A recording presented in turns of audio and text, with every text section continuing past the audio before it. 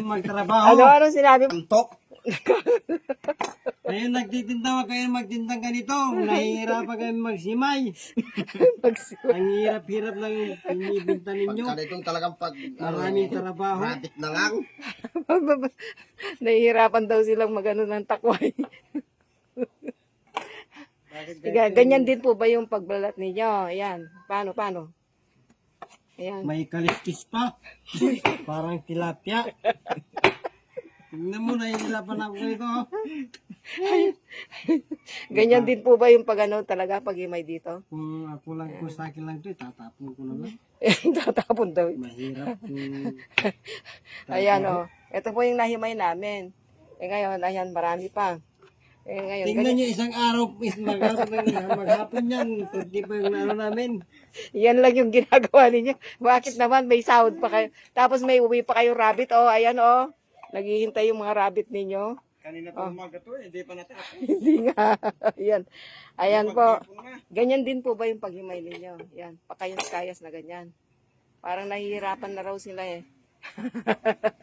Pakain muna ako ng rabbit. Ano yung papakain mo? Daon ng malunggay? Kakainin kaya? Yan, pakain daw sa rabbit yung malunggay.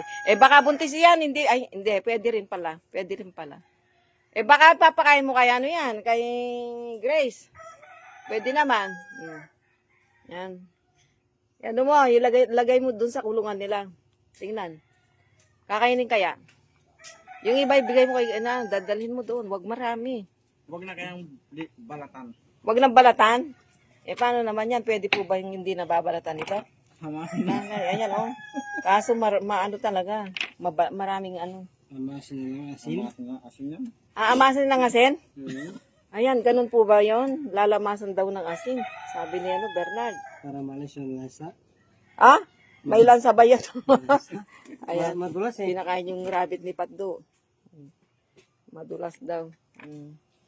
Yan. Ganyan May may brown pa yung balat. Pahirapan. Talagang ganyan. Hindi ko makatapos. Ikaw hindi natatapos. Wala ka naman nahihimay dyan. Si Patdo Kunti na lang.